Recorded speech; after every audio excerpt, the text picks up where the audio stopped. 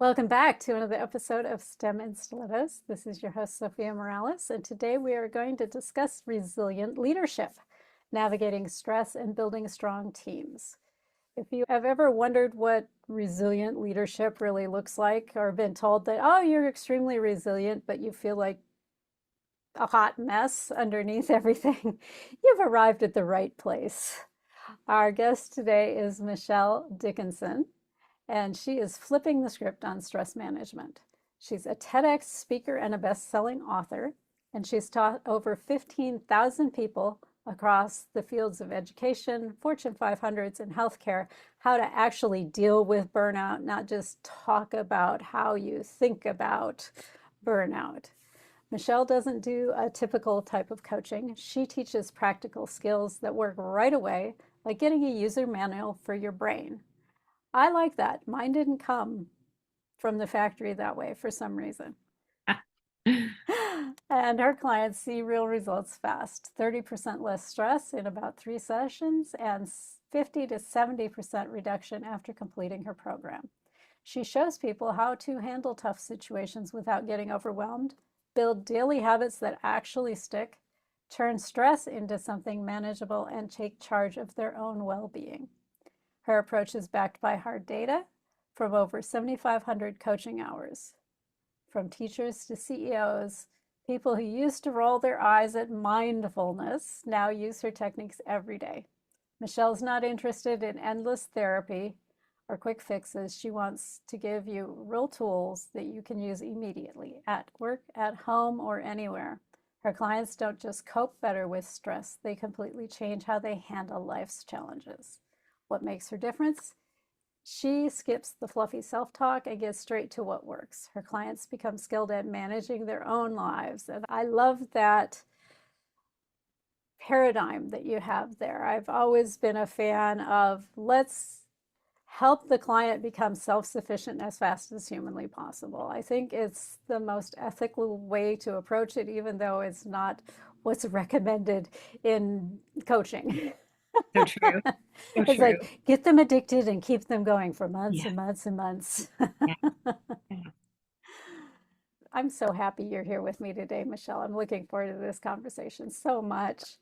Give us a little bit of background. How did you become this amazing stress management, I will say coach for lack of a better word, but I think it's so much more than just a coach. Well, thank you. I'm thrilled to be here. Thank you for finding me and inviting me. I appreciate the invitation. So, I think that the backstory for me is really around the fact that I witnessed my mom and her mental illness growing up and seeing someone who struggled with depression and pretty much was forgetting the agency she did have. And I guess, like, for me, like witnessing someone who was so paralyzed by external circumstances. Of course, there was a medical diagnosis. I'm not a medical person, but I do believe there are things that we all have agency around, but we just forget because we get swept up in the day to day life responsibilities. Well, and I think sometimes it gets kind of beaten out of us. There's a Yeah. certain learned helplessness that can take place depending on how life presents itself to you. Yeah, And the good news about learned helplessness is you can unlearn it. you can. Yeah, it's true. It's true. So I guess, like, if I was to say, it's probably all stemming from my mom and from witnessing her. And but then also just as I was growing up and learning my own capacity to build resilience, my own capacity to bounce back and to focus on where I could make a difference for myself. I just wanted to give that to people. I felt like I have an opportunity to share what I've learned, and I have an opportunity to help people just be reminded of where they can focus and that they all have a right and they should feel good as they can. Yeah. Oh, I love that. I love that. It's easy to get sucked into this fake fairy tale looking life that you see people having on social media or on TV or something and forget that we're all actually living life in all of its gritty, gory, messy details. And even the people who look so good on TV or social media, they're messy underneath Oh, yeah. because we're all human. Yeah. What words of wisdom do you have for somebody who looks really put together on the outside but feels like a hot mess inside? I think we have to take a step back and honor ourselves. I think we get caught up in the wanting to project the best illusion of ourselves out in the world because unfortunately comparison is there. I always say to remember that comparison is a thief of joy and just do you, we tend to compare ourselves to everybody else's perfect snapshot of their reality, which only sets us up for disappointment or frustration. And I've learned myself the furthest, the moments where I distance myself from social media, even removing apps from my phone, the happier I started to feel, the less weight of the world that I felt on myself, like to keep up or look as good or share whatever big things to compete. And it's like, I recently did a post on LinkedIn. Are we posting to look good? Or are we posting what's the motive? We always have to be asking Yeah. ourselves, what's the motive? What's the real motive? You want to make yourself look good? You genuinely want to help people? Like, what's the motive? And if we can start checking ourselves there, we'll start realizing Well, maybe take better care of ourselves and our own focus and not and worry less about what others think. and I think there is a large aspect of taking care of yourself when you start to unplug from the TikToks and the Facebooks and this sort of thing Yeah. that is underrated. Yeah. It's easy to go, well, it's not that big a deal. I just scroll for a little bit as I'm winding down before bed or whatever the thing is. But it literally changes your brain chemistry in ways that are not as constructive as you'd like them to be, Right. because the scroll brings on dopamine, and everyone has talked about dopamine detox. But the thing that the detox doesn't mention is it crowds out other neurochemicals that you need to Yeah. be connected to other people, which is where the happiness comes in. Yeah. And so while I'm not full unplug from everything on earth, but give yourself deliberate space from it. Oh, yeah. It's Yeah. noise. I mean, like we think about how overstimulated we are. And that noise is actually what's preventing us from connecting to ourselves. Like you said in the intro, I don't like to do the woo woo stuff, but honestly, I love meditation because it forces me to connect to me Yeah. instead of allowing myself to be swept away by the noise in the external world that just distracts me from being with me. Exactly. And the thing that I like to point out to people about meditation is it's a tool. Yeah, It's not a religion. no, It's not a way of life. It's a tool that you can use to deploy in any way you choose to deploy it. The same way your kitchen knife can make an amazing dinner or can be used to murder somebody, it's yeah, all in how you choose to use it. deploy the tool. Yeah, And so don't be concerned or off put about the fact that some people use meditation as spiritual connection. You don't have to. You can use right. it for reconnection to yourself and your body and modifying your thought patterns or your emotional state in ways that are very healthful and supportive of your being. Exactly. That's such an eloquent way of putting it. And I think a lot of times people go, oh, you want me to sit in the lotus pose for 30 minutes? And I'm that first person to say, no, you actually could do it in your parked car for as little as 3 to 5 minutes and get a little refresh for yourself. Right. But Yeah, and we I always can't think, get into a lotus pose anyway, and it yeah, still works. So, so true. So true. Yeah. yeah, that's a beautiful thing. So, you had this passion coming from having observed your mother growing up with some serious mental challenges, and you learned some techniques for yourself. How did you start to formalize this process that you've developed? It's so interesting because I never set out to be a resilience coach. I never set out to train people in resilience. I was a girl that just wanted to help people. I was really passionate about wanting to help people. And I initially began doing this work with educators because so many educators, they're constantly being asked to do more and more. And they have such big hearts and a genuine connection and wanting to do for our children that they constantly say yes. So Yes, I and gotta they're help. I they're gotta they're help these. stretched to the Yeah, limits. they're Yeah. so stressed. So I was like, I just want to help them. I want to help them say yes to themselves more and no to responsibilities that are going to be the tipping point. So I was invited to go to a school that I had done some work for children. And I started to talk about these strategies that I was so passionate about, but I realized very quickly they were very private and there was no way, nobody was going to open up and talk in this session. So out of pure frustration, I called the superintendent and said, would you please just let me coach them? Just give Yeah. me them one-on-one so I could support them in a private setting. And the rest is history. Like being able to work with them and understand where their stressors were, understand where they didn't have agency, and learn from them the areas that would move the needle the most was really the gift that gave me the opportunity to refine my approach. So, Yeah, yes. I think the safe space is very important, especially when you're dealing in a professional environment like that, Yeah. because you start to be vulnerable and dump out your messy stuff, and pretty soon the grapevine is doing things with that that you Yeah. never intended and nobody ought to be doing with it.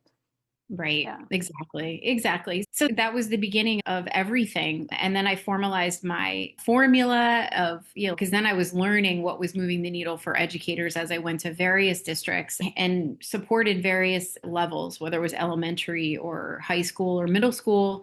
Very similar themes, whether you were in Frisco, Texas, or you were in New Jersey, or you were in Pennsylvania, everyone was having similar experiences. So I was able to really refine that approach and make a difference for them, really help them move the needle, and more importantly, shift their narrative around where they did have control and giving them permission to take care of themselves so that they could show up in the classroom and take care of their kids.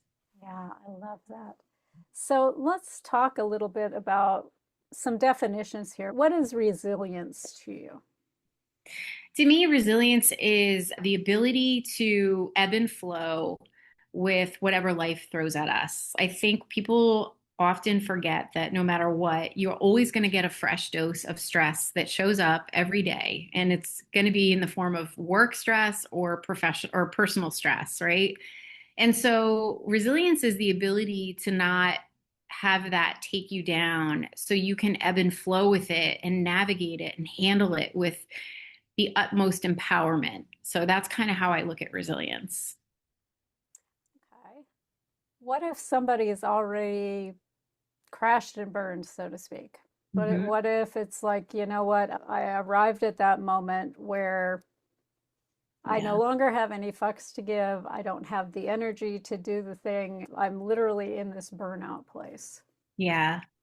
Yeah. And that is not a fun place to be. And I would say that you deserve to feel a sense of joy and levity. Like the first thing is recognizing that you deserve to feel better than you currently do. And the definition of insanity is continuing on and thinking things are going to change.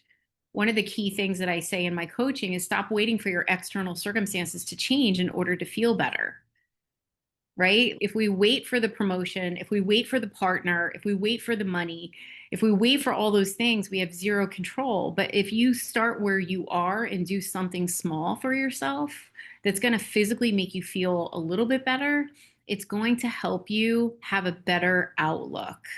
And I'm not talking we're going to boil the ocean. I'm talking you're going to start to feel incrementally better. This is the magic of the work I do. It's micro changes equal micro shifts equal compounded over time equal substantial results. Yeah, So, I yeah, think that's what our microwave society tends to miss is the yes, power of the compounding of small all things. things. Because we'll sometimes acknowledge it when it's become this great snowball that has come crashing down on us. Yeah, But when you're working your way out of that snowball, people are not interested in the plastic spoon digging. It's like, yeah, I want to just blast my way out of here. Well, that's not how yeah, you got there. right. And it's not how you're going to come out of it either. And even if it was one big thing that crashed down on you, because sometimes legitimately that happens, Yeah, the answer is rarely another big thing that's going to yank you out of it. It's yeah, usually a number of small steps, small interventions that get strung together that start to move the needle. so true. So true. I witnessed it with people just doing one or two things differently a week and then building on that. And that it's like the airplane who shifts 1 or 2 degrees lands in an entirely different location, right? So Yeah. give yourself a shot. Do something small. Go for that 5 minute walk and make that a consistent thing you do every day. I promise you're going to feel different than you did when you weren't. And that's going to lead you to have different thoughts about doing something else that might make you feel better. Yeah, I love that. I love that. We are up on our first break already. And I think what I want to do around homework, dear listener, grab your pen, grab your piece of paper, and make a list of little things that you would like to have in your life do for yourself, whether it's that 5 minute walk, whether it's 5 minutes alone in peace in the bathroom, whatever that little thing is, because it's a bigger thing than you realize it is. Make a list of what those are and hang with us. We'll be right back from the break. Oh, shout aloud, the world here. Tech is ours and we show no fear. No fear. No fear. No fear. Thanks for hanging in with us through the break. This is Zofia Morales, and I am back with the amazing and wonderful Michelle Dickinson. And over the break, I asked you to make a list of some little things that would be supportive to you in your life, whether it was a walk or some time in peace in the bathroom or out in nature. Now that we've got this list, Michelle, what should we be doing with this? Do we do all the things right now?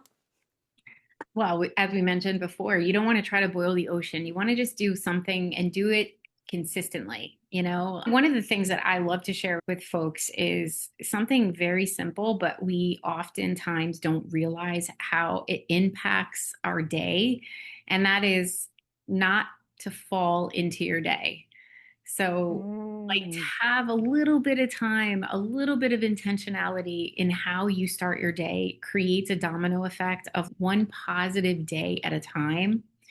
So, not like letting the snooze go over and over and over, and then waking up and rushing around and then hitting high cortisol experience in the morning right away before your mind has had a chance to wake up. So, give yourself a shot to have a good day and create 15 minutes where you just sit down and maybe you have a cup of coffee, maybe you pray, maybe you meditate, maybe you just read something that you enjoy reading, just to signal to yourself and to the day ahead that I'm in the driver's seat here. I'm in the cockpit. I take care of me before I take care of the world.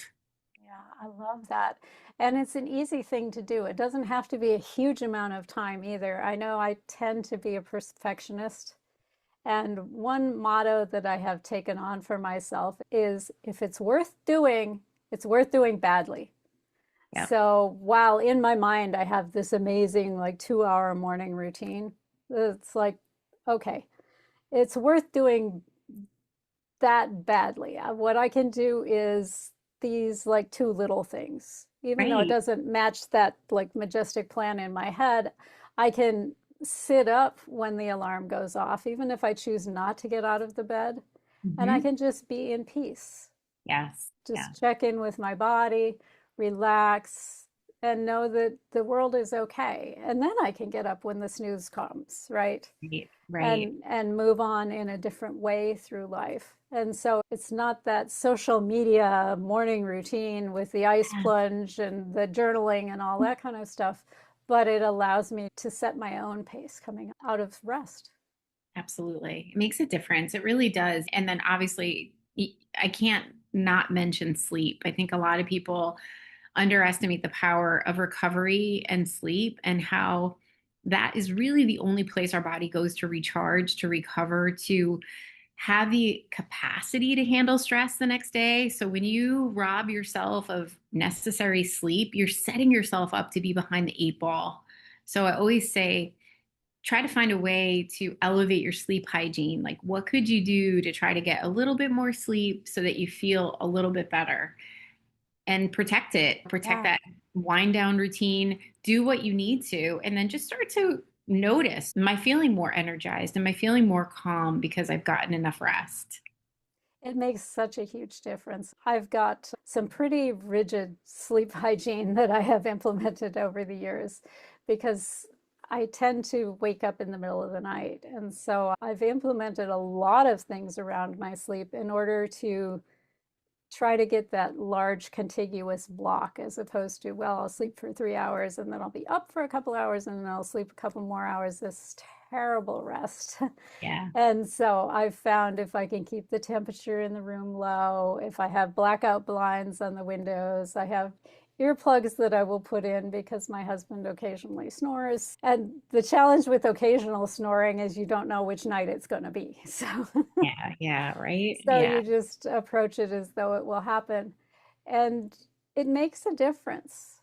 It It does. really does. And sometimes it's silly things. I would wake up with my face freezing cold. And so I've got a little blanket that I put over my forehead so that my face doesn't get cold. I've got little sleeves that I put on my arms because my nighty sleeves don't go cover my wrists and the wrists would get cold. Okay, so we're going to put something on so the wrists don't get cold. And it's silly little things, but it makes a difference. Yeah, it does.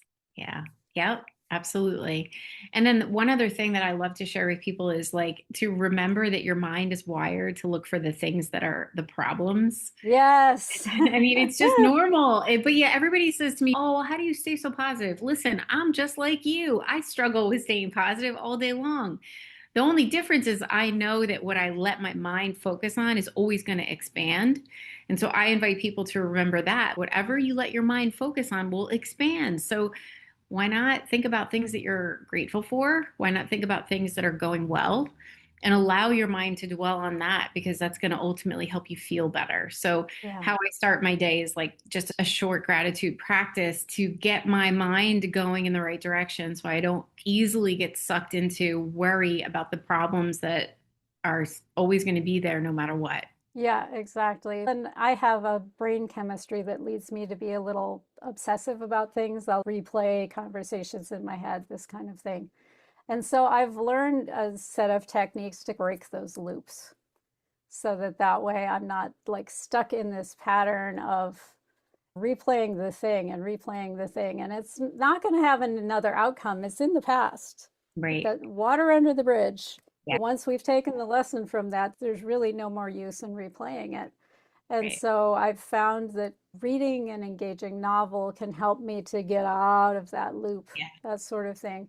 Yeah. The other thing that I recently discovered that really helps me out of that is snuggling with my husband. That's awesome. I love I mean, that. it sounds silly, but it makes a difference. It shifts the brain chemistry, it kicks in Oh, the yeah. oxytocin, and the obsession Yeah. loop falls apart.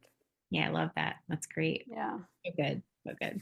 So I think maybe the thing I want to put out there is it can be a fair amount of trial and error to find the things that work for you. But boy, once you find them, keep track of those. Yeah. Yeah. And like you're not going to figure it out immediately, but if you do one thing that brings you joy, if you do one thing that helps you feel a little bit better, chances are you're going to want to repeat that because you're going to want to feel that. So, Yeah. but if you do the same thing and you don't try something new, I guarantee you're going to feel the same way. Yeah, exactly.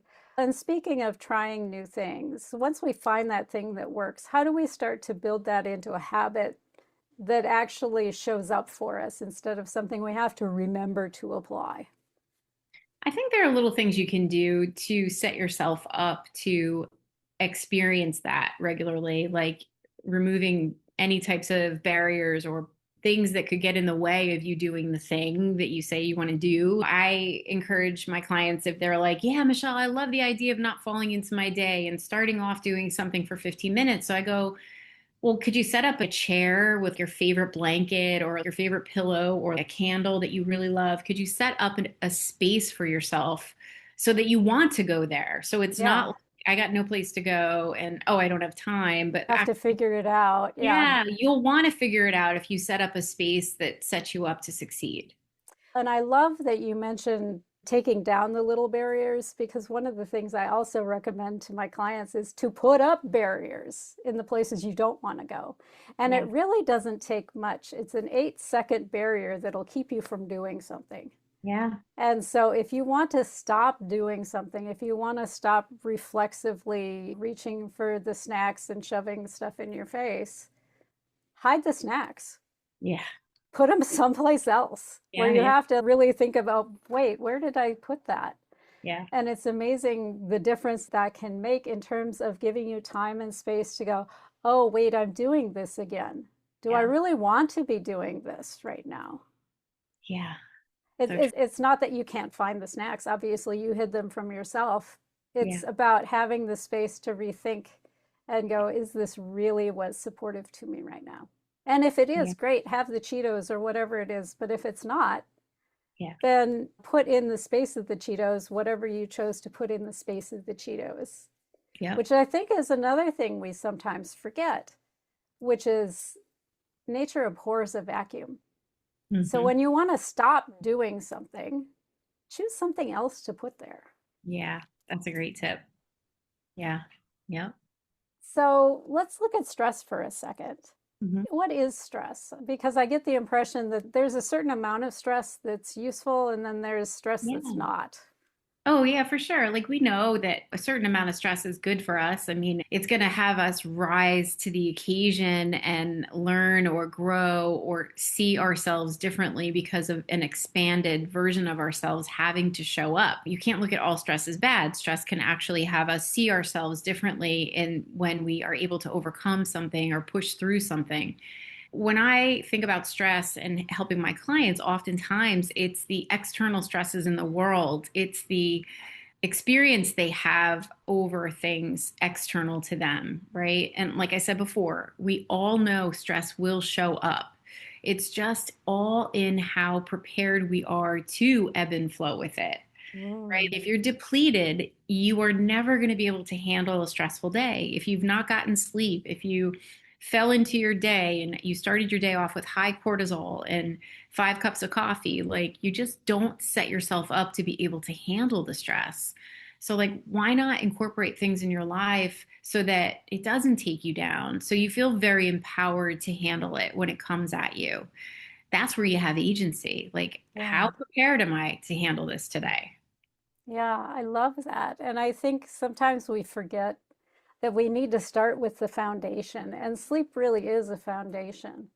And if Yeah. you're not getting enough sleep, that's probably the first problem you want to lean into Yeah. and say, okay, what can I do to improve my sleeping situation? Whether it's find a way to get your husband to help get the kids ready a couple of days of the week so you get a little bit more in the morning, Yeah. or something along those lines that allows you to rest a little bit better, a little more sufficiently.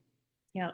And it just equips you to be so much more effective Yeah. and balanced and to feel so much better. Oh my goodness. From someone Yeah. who has struggled with insomnia, I'm telling you, Oh, improve oh, your sleep. It makes such a difference. difference. Yeah, oh, for sure.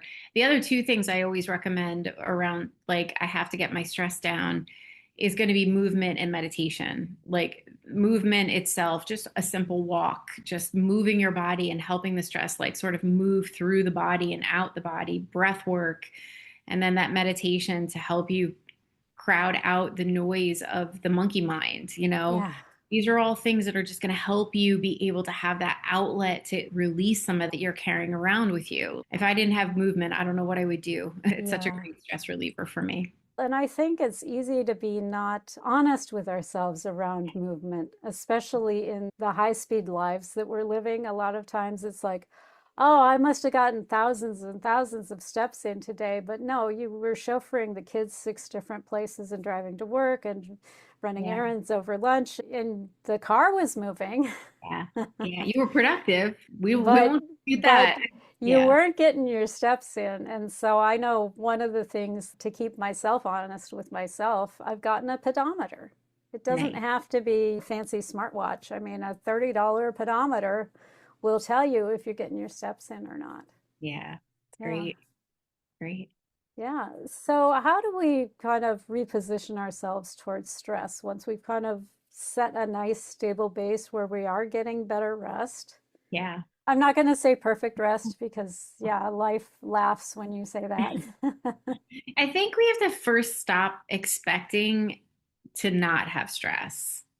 Like, stress is coming. If you could just understand it's coming in the form of a problem with a colleague or a problem in your family life, stress is always going to come. So you really do need to have strategies, or you will not be able to handle it the way that you know that you could. I think we all know we have capacity to handle it, to navigate whatever. Life throws us curveballs all day long. And just by taking a look back and realizing I overcame some difficult things is the first step. But recognizing it all starts with filling our own cup so we can handle it. So stop waiting for there to be no stress and start focusing on where you have the ability to be ready to handle whatever life throws you. Yeah, exactly. Which kind of brings me around to well-being, but we're up on our next break already. So when we come back, we're going to talk about well-being and the role that plays. What would you suggest as a little bit of thought homework over the break for our listeners? Start looking at moments in your day where you can grab 5 to 10 minutes just for you and take those micro breaks. And then once you can identify where you can grab that time, you can think about what you want to do with that time. I love that. I love that. And I will remind you to defend your micro breaks. I don't care what's going on, unless you're like an ICU nurse and someone's coding, you can take 5 minutes. Yeah. All right. So, yeah, make a list of those possibilities and hang with us. We'll be right back from the break. Oh, check it out, the world here. Tech is ours and we show no fear. No fear. No fear. No fear. Thanks for hanging in with us through the break. This is Zofia Morales. I am back with the amazing and wonderful Michelle Dickinson. And we asked the folks over the break to find a few places in their day where they could carve out 5 minutes, 10 minutes just for themselves. And I guess the first thing I want to put out there is, let's say we do have an ER nurse who's like, cannot do that during my day. Let's offer some possibilities around those kinds of challenging circumstances where you have an extremely demanding job when you're on. Yeah, no, I get that for sure. It's so funny you ask this question. I just met with one of my executive coaching clients, and I think there's magic in this. So just hear me out. If that you know as well as I do, if there's something that you love to do, you find a way. You Yes. find a way, right? So I'm talking to my client and she said to me, "You know what, Michelle, when I was younger, I used to love to do watercolors. I just loved it. It was just such a place of joy." And most of the time when I'm talking to my clients, they just have written off all hobbies. They feel like Mm. I cannot justify the time it would take to get back into the hobby that I liked. But then I pose to them the benefit of doing the thing that you love, because it really does give you a chance to disconnect and fuel yourself through that, whatever thing it is. So I recommended for her to set up an easel someplace within eye shot where she could grab 15 minutes and just pick up the A paintbrush and little water in the brush and just do it. absolutely. Yeah. But it's there. And if you see it and you like it, you're drawn to it, you'll find the 15 minutes to do that. And that there's magic in that little bit of time that gives it back to you to do something you love that creates more balance in your life. I promise. I'm going to plus one that suggestion. I have a workshop. I'm kind of weird that way. I love tools and like working with my hands and building stuff. I think dad wanted a boy and it kind of rubbed off. I don't know. But I don't have large blocks of time that I can spend out there. But I will go out there in the morning and I will do 20 minutes, 30 minutes of whatever the project is, Yeah. knowing that it's not going to get finished today. And as much as Right. I'd like a 4 hour block or whatever, that's not the reality. But what can I do in 20 minutes? And it moves forward and it feels good and it Yeah. makes me more productive the rest of the day. Yeah. And you make the time. That's my point, is like Yeah. when you have something you're connected to and you give yourself permission to engage in that, you will find the 15 minutes because it's such a satisfying experience for you. So Yeah. Set Well, it up. and there are some days all I do is go out to the back and empty the dehumidifier. There you go. So the tools don't rust, but I'm still connected to it, and it feels supportive to go back there and to know it's there, to know it's available for the next time I can carve out a little bit more time. It's great. I love it. So let's talk about taking charge of our own well-being. I know as a woman, I was brought up to put myself last and to label selfish if I put myself first. I've shifted my mindset around that in my wisdom years, if you will. Yeah. How do we start to take charge of our own well-being, especially if we have someone like young kids or an elderly parent who's starting to become reliant on us for their well-being? Right. Right. And so I always start with a conversation around what's the impact of you not taking care of yourself. Mm, I can tell you all day long it's a great idea to protect your well-being, and I can sing that song like every other person in the world who wants people to take better care of themselves. But when you get people to understand the impact of them not caring for themselves, the impact of how they show up for their children, maybe not having the patience they want, the inability to care for that loved one that needs them because they're so overly exhausted, not being able to have the level of patience or compassion they know that they're able to have. Listen, there's always an impact. You can't run yourself into the ground and think that you're going to show up for the people that are counting on you.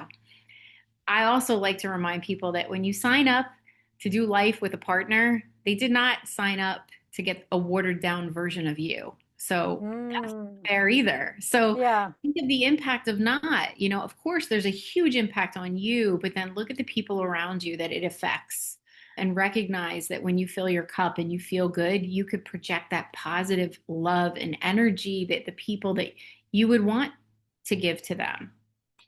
Yeah, I love that. And I just came out of several years of caretaking for my father at the end of his life. And I paid some very real costs in my own health Yeah. going through that process. And now that I'm on the other side of it, I've become very clear about what the price I paid for that level of caretaking was. And it was worsened diabetes that wouldn't be controlled with the methods I had used previously because my stress levels were so high and unrelenting. It actually worsened the illness. Yeah. And now that level of stress is gone, and I can really focus on taking care of me. Blood sugar control has become so much better. It's great. And I've learned a few things about the knots in my shoulder and this kind of stuff. Previously, I would tell myself I would splurge and get a massage, but the truth of the matter is I needed one. Yeah. This wasn't just, oh, it'd be nice. It's Right. literally that shoulder won't let go unless there is some kind of mechanical intervention. And so I have learned that if I proactively, routinely apply heat, it will relax. And I Yeah. won't get to the point where I have to intervene with a massage. I've discovered that it's also an indicator that my electrolytes were completely whacked. Yeah. Okay, and so now I've got my diluted Pedialyte and I sip on that all the way through. And guess what? Not nearly as many knots anymore because I'm attending to the chemistry Yeah. for why that knot is there, besides the mental and physical stress. Yeah. Yeah. I mean, we can't just expect our bodies to be like these robots that just keep going. Like you have to put the oxygen mask on yourself. You really do. It shouldn't be perceived as a nice to do. It should be a need to do. Exactly. And here's the bonus. I've always had cold hands and cold feet all of my life. Since I started taking care of my magnesium levels, my potassium levels, and my sodium levels regularly, my hands are warm. That's great. And it's like, oh, I don't have freezy fingers. This is so cool. I could have been drinking Pedialyte for years. Oh no. That's so funny. What do you recommend? Where do you recommend people start when they start taking their well-being and putting it up higher on the list? We've mentioned it already. Don't try to boil the ocean. Just do one thing at a time. Get in that 5 minute walk or get up 15 minutes earlier so you can sip a cup of your favorite coffee or tea. Don't overcomplicate it and don't try to do too much. You're better off doing few things consistently than trying to do these big changes in your life. You want it to be a sustainable change. So do it consistently.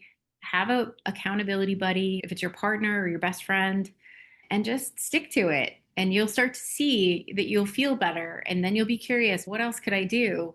But don't overthink it. Yeah, exactly. And I guess I would reiterate replacement. Elimination doesn't work, replacement works. So think about your replacements, think about your barriers. Take down barriers for the things you want to do, put up barriers for the things that you want to stop doing.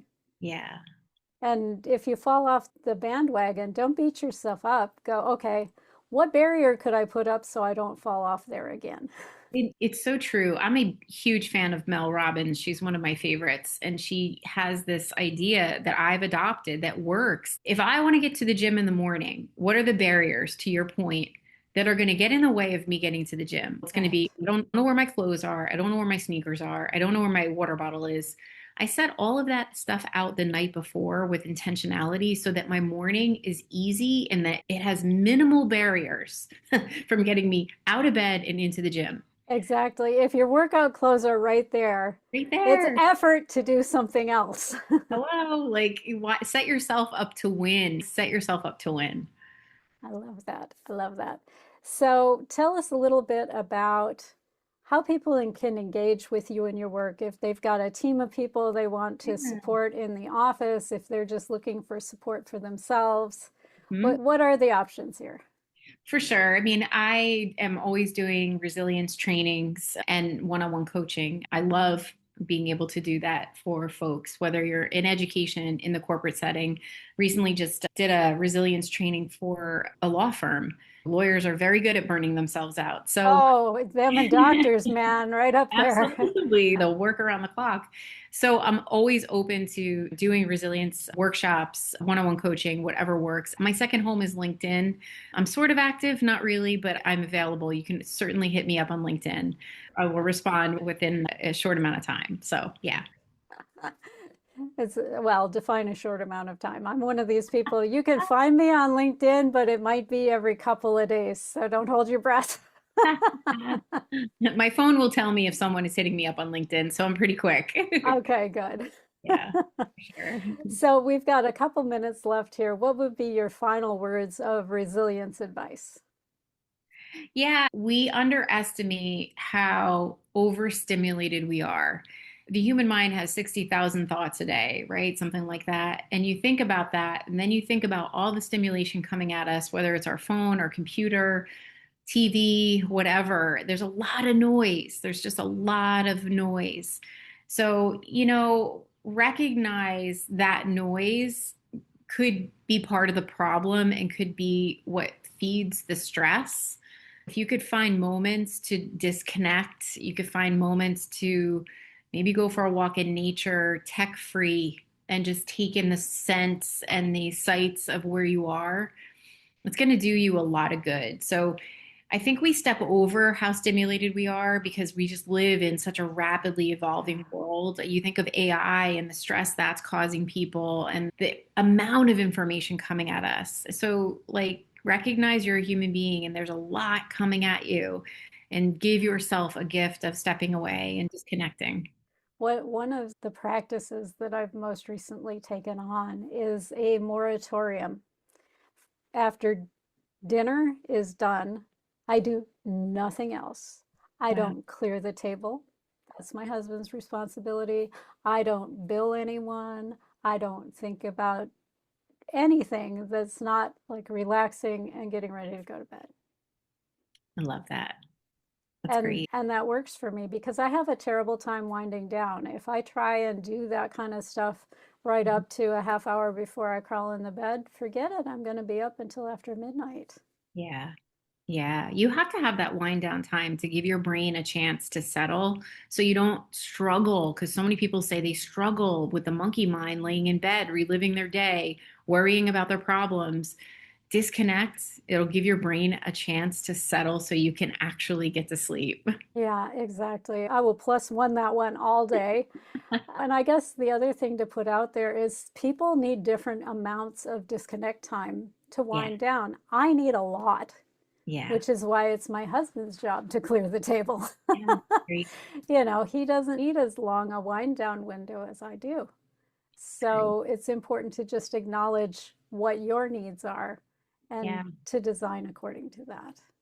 And I just want to mention, because you are extraordinarily self-aware, and a lot of times people are running at such a fast pace that they're not aware of their needs. So Right. for that person out there, maybe the first exercise for you is to just get connected to what you need.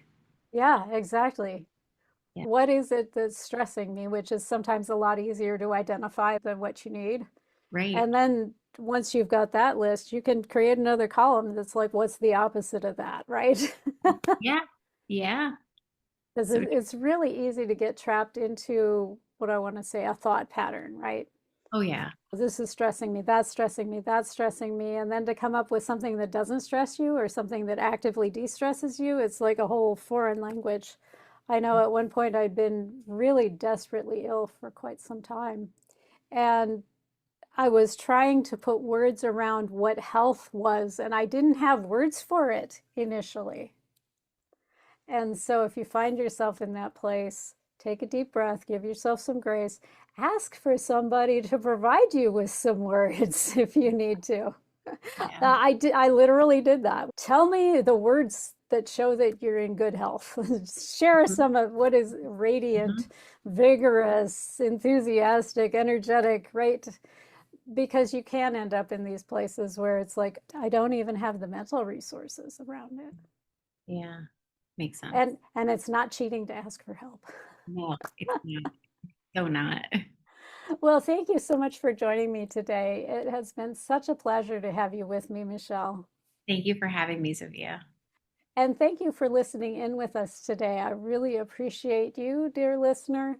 And I would love to hear from you. Drop me something in the comments. Let me know what you thought of the conversation. If something here especially landed for you or was helpful to you, I would love to hear about that. If there's another topic or speaker you'd like to see me bring on, I would love those suggestions. If you're not on YouTube, you can shoot me an email instead to Zofia, Zofia, at steminstilettos.com. And until next week, go out, be bold, be beautiful, and be authentically you.